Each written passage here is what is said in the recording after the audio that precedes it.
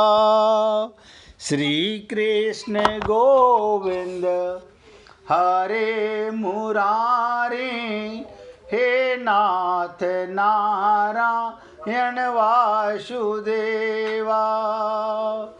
श्री कृष्ण गोविंद हरे मुरारे, हे नाथ नारायण वासुदेवा। श्री कृष्ण गोविंद हरे मुरारे, हे नाथ नारायण वासुदेवा। हे नाथ नारायण वासुदेवा। सभी पुण्यात्मा पूरी एकाग्रता के साथ सुने। देखिए बार बार क्यों टोकना पड़ रहा है, हमें आदत है मन बुद्धि लगा लगा के सुनने की, पढ़ने की। हम शरणागत होकर भगवान की या गुरु की नहीं सुनते। और मैं तो आपसे निवेदन करता हूं, जिनको आप अपना गुरु मानते हैं उनकी चरण शरण होकर, भगवान की चरण शरण होकर तब सुने। अर्जुन भगवान के वचनों की तरफ दृष्टि करते हुए, अगर मैं आपकी आज्ञा के अनुसार युद्ध करूं तो युद्ध में गुरुजनों की हत्या के परिणाम में उनके खून से सने हुए उससे क्या सुख मिलेगा? धन आदि की कामना ही मुख्य है। ऐसे भोगों को नहीं भोगूंगा, मेरे को भोग ही तो मिलेंगे। उन भोगों के मिलने से भगवान संसार से मुक्ति तो नहीं मिलेगी, मुक्ति तो नहीं मिलेगी। बहुत इंपॉर्टेंट प्रश्न किया कि मुक्ति तो नहीं मिलेगी ना, शांति थोड़ी ही मिलेगी। तो कहने का तात्पर्य ये सोचना अच्छा नहीं था कि पितामह भीष्म, आचार्य द्रोण आदि गुरुजन धन की कामना वाले नहीं थे। वो तो दुर्योधन के वृत्ति भोगी थे।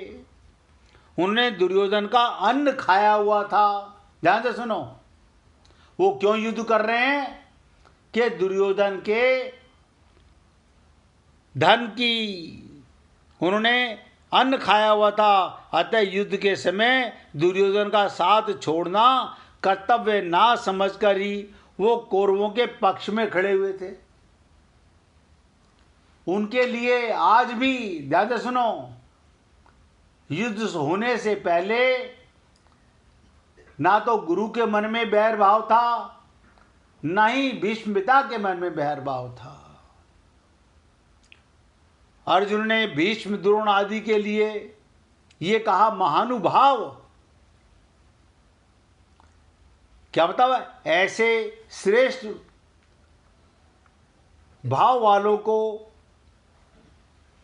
अर्थ वालों को, कामना वालों को, तात्पर्य कि जो महानुभाव है वो अर्थ की कामना वाले नहीं हो सकते, और जो अर्थ की कामना वाले हैं वो महानुभाव नहीं हो सकते।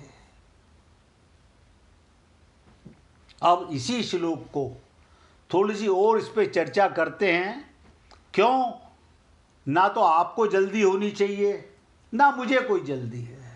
मैं तो ये कहता हूं, अगर आपको ये गीता सुनाते सुनाते आत्मज्ञान हो गया और आपका हमारा भगवान में प्रेम हो गया तो समझ लीजिएगा कि हमारा इस जीवन में आना, मनुष्य शरीर में आना सफल हो गया।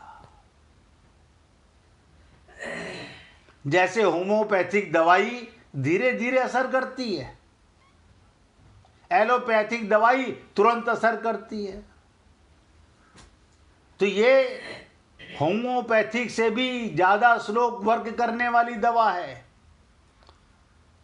भगवान ने दूसरे और तीसरे श्लोक में अर्जुन के कल्याण की दृष्टि से उन्हें कायरता को छोड़ने के लिए, युद्ध के लिए खड़ा होने की आज्ञा दी थी। परंतु अर्जुन उल्टा समझते हैं, अर्थात वो समझे भगवान राज्य का भोग करने की दृष्टि से युद्ध की आज्ञा दे रहे हैं। आप बताइए, क्या भगवान राज्य का भोग करने के लिए आज्ञा देंगे? पहले तो अर्जुन का युद्ध ना करने का एक ही पक्ष था, जिससे वो धनुष बाण छोड़कर और शोकाविष्ट होकर रथ के बीच में बैठ गए थे। रथ के बीच में बैठ गए थे।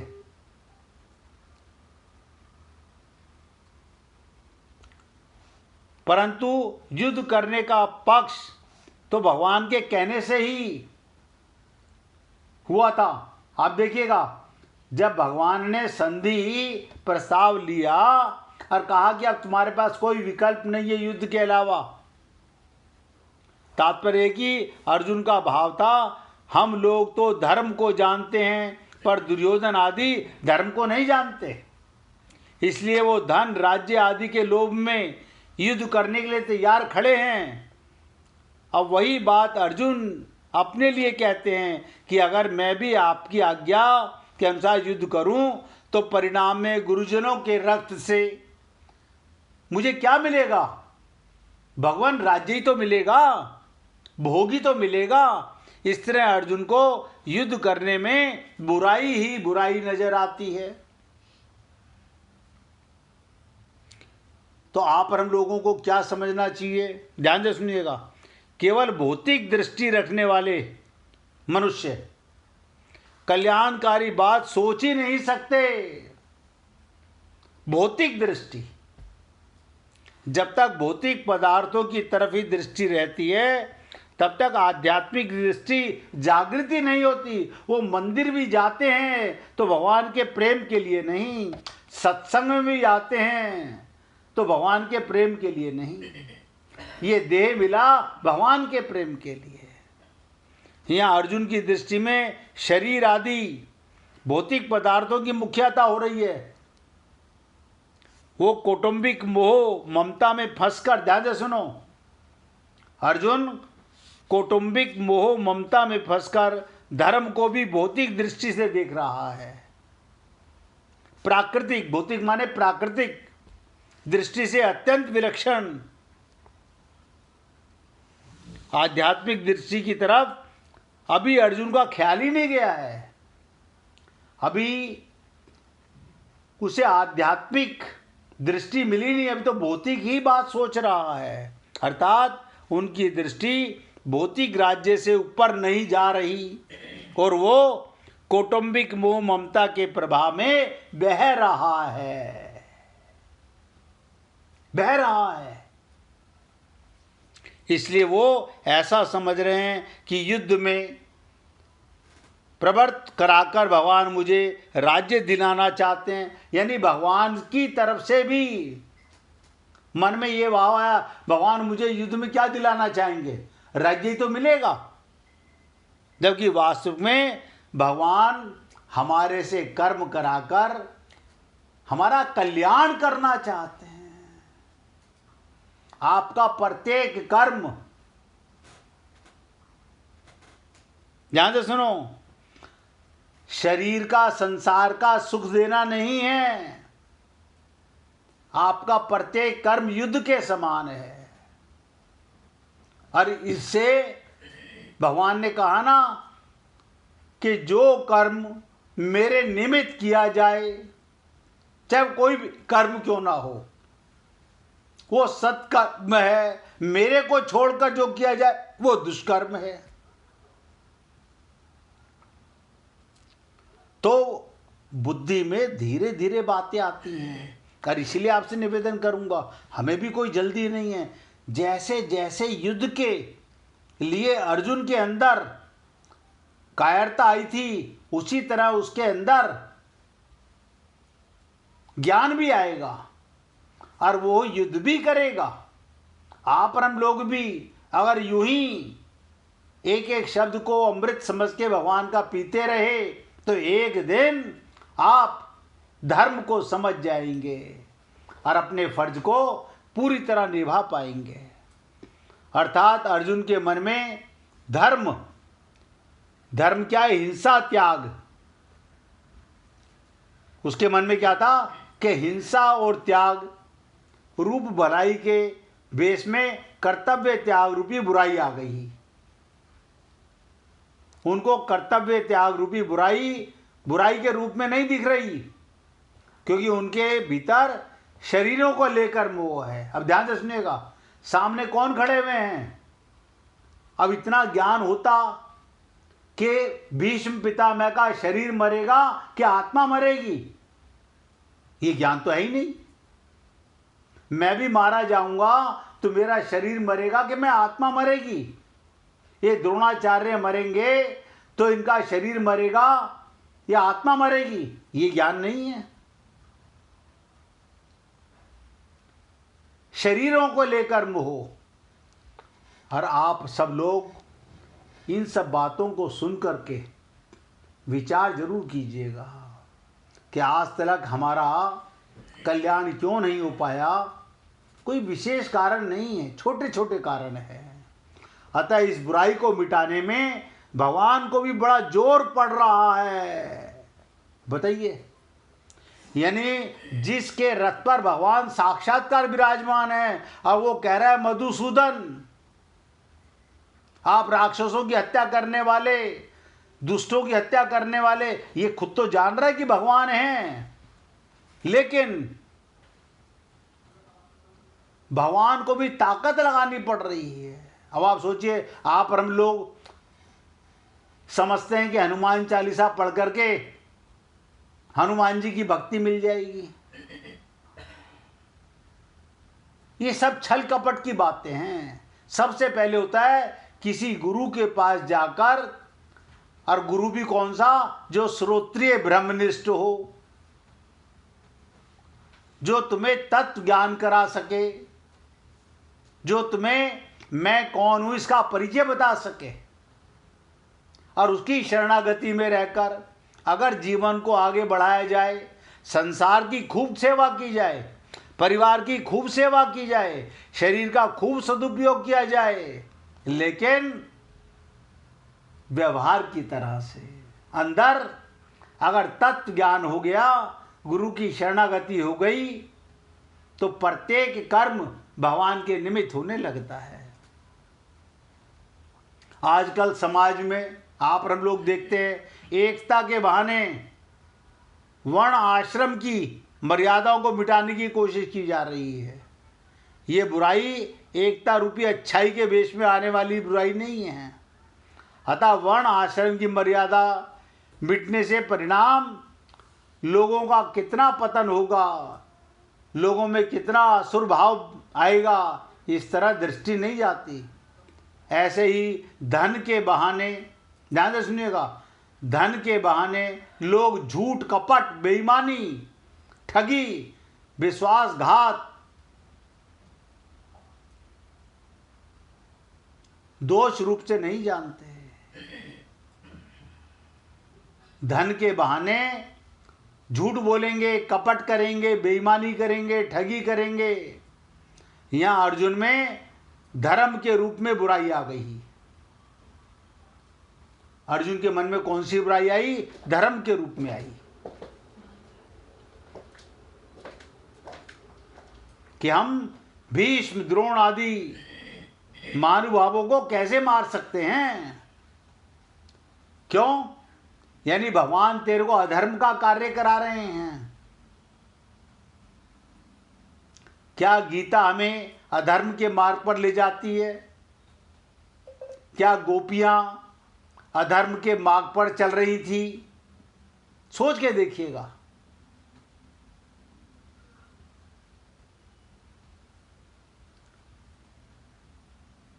क्योंकि हम धर्म को जानने वाले हैं। तात्पर्य है कि अर्जुन जिसको अच्छाई मानता है वो वास्तव में बुराई है, परंतु उसमें मान्यता अच्छाई की होने से वो बुराई पर नजर नहीं आ रहा।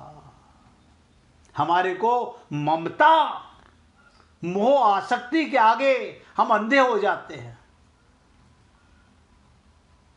हमें कुछ नजर नहीं आता।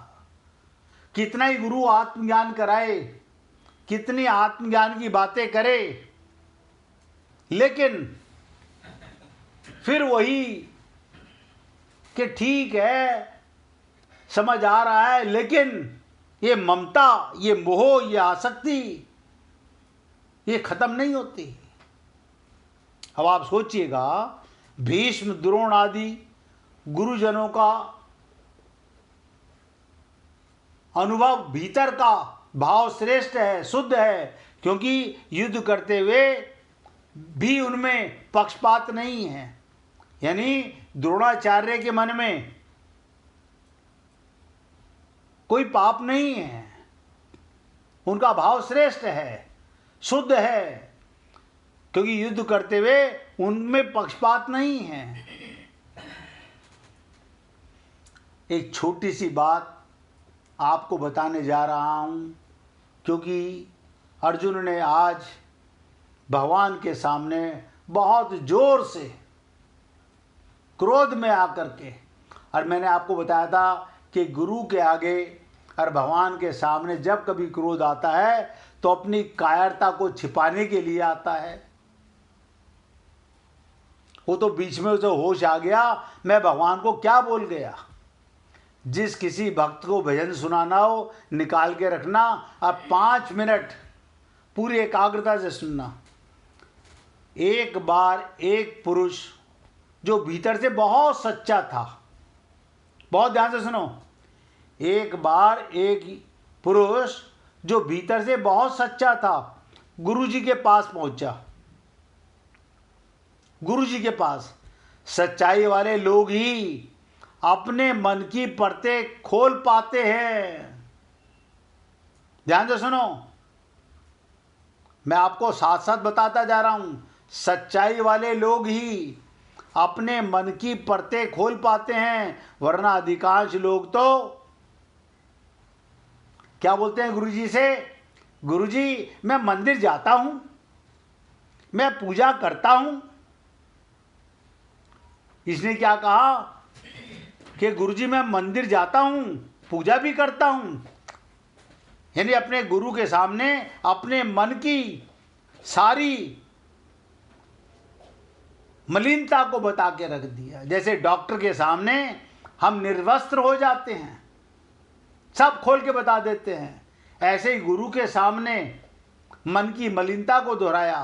क्या बोला, मैं पूजा करता हूं पर मेरा मन हमेशा इधर उधर भटकता रहता है।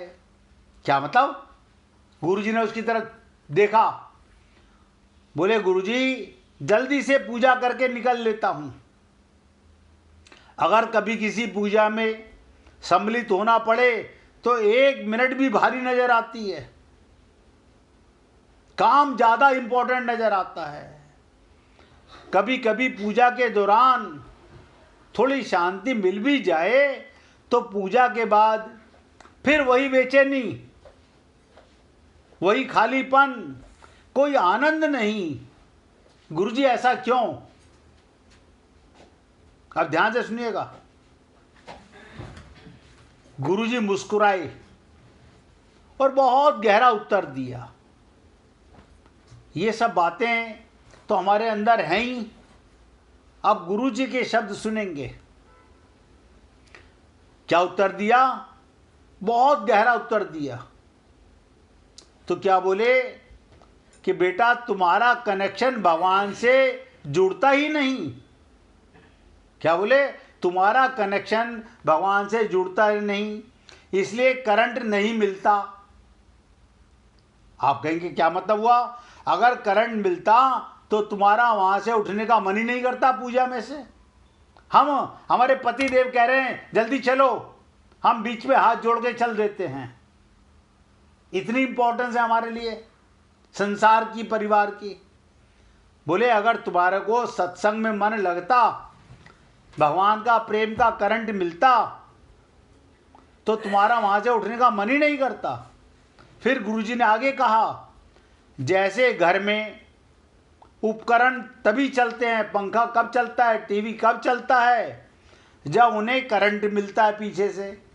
करंट पाने के लिए तार प्लग में लगाते हैं। ध्यान से सुनिएगा, प्लग में लगाते हैं।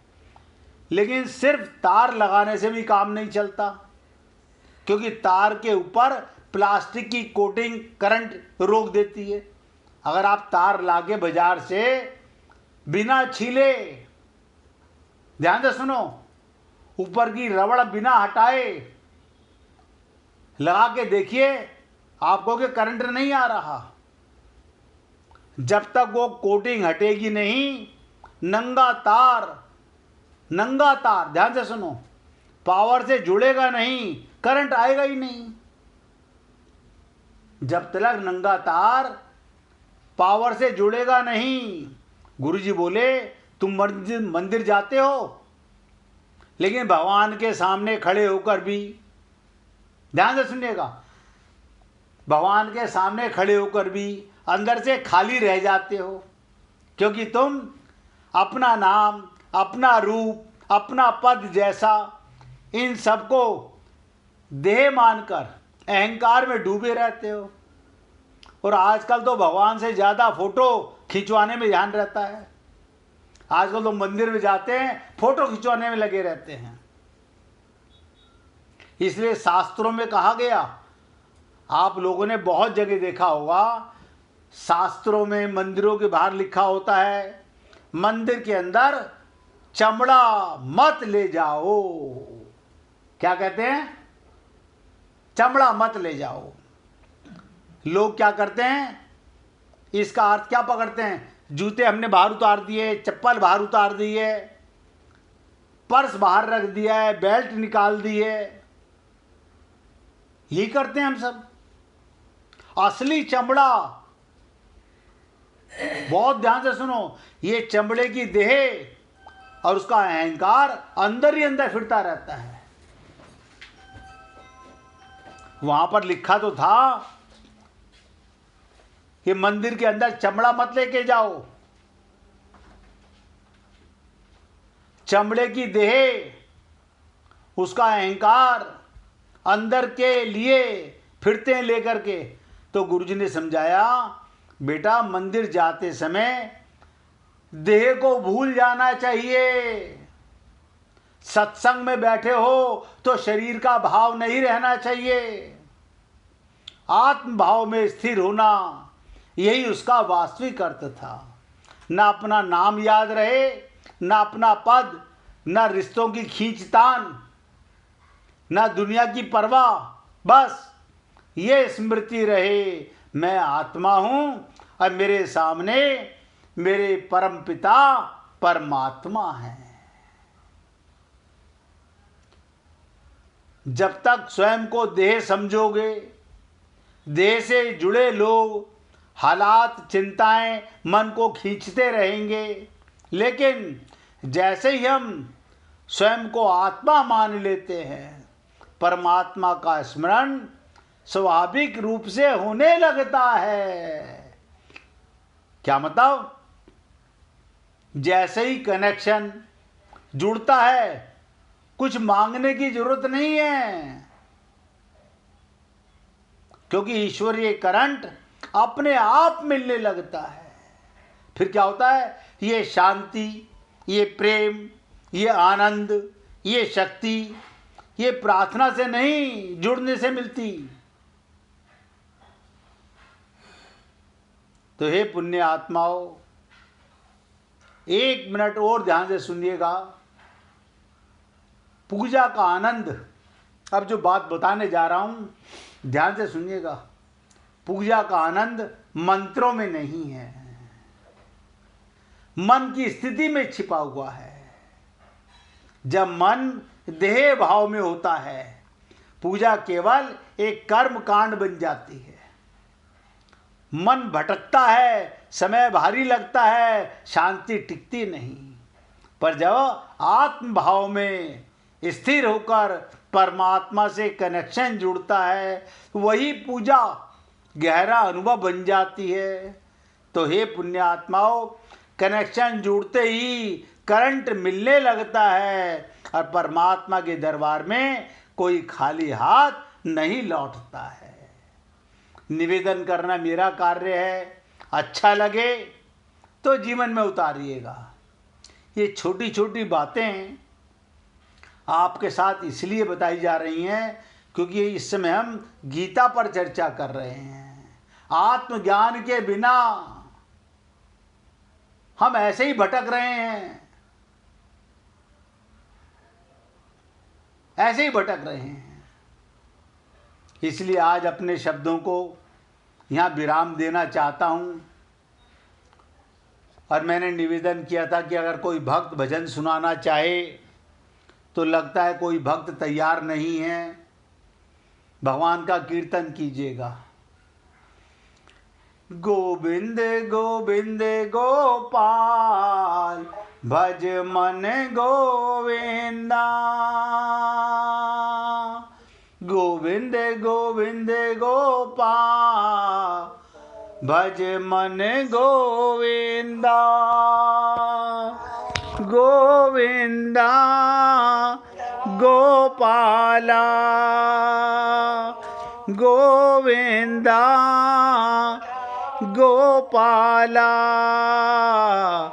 गोविंद गोविंद गोपाल भज मन गोविंदा,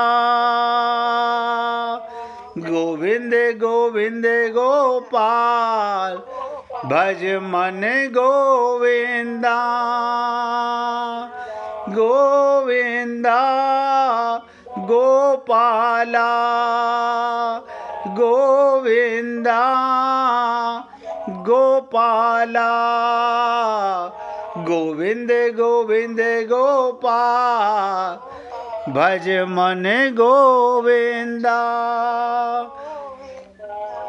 गोविंदा गोपाला, गोविंदा गोपाला। बोलिए वृंदावन बिहारी लाल की जय। जय जय श्री राधे, जय जय श्री राधे। बोलिए लाल जी का मंगल हो, सभी भक्तों का मंगल हो। सबको राधे राधे भैया, सबको राधे राधे जी, राधे राधे, राधे राधे, सबको राधे राधे जी।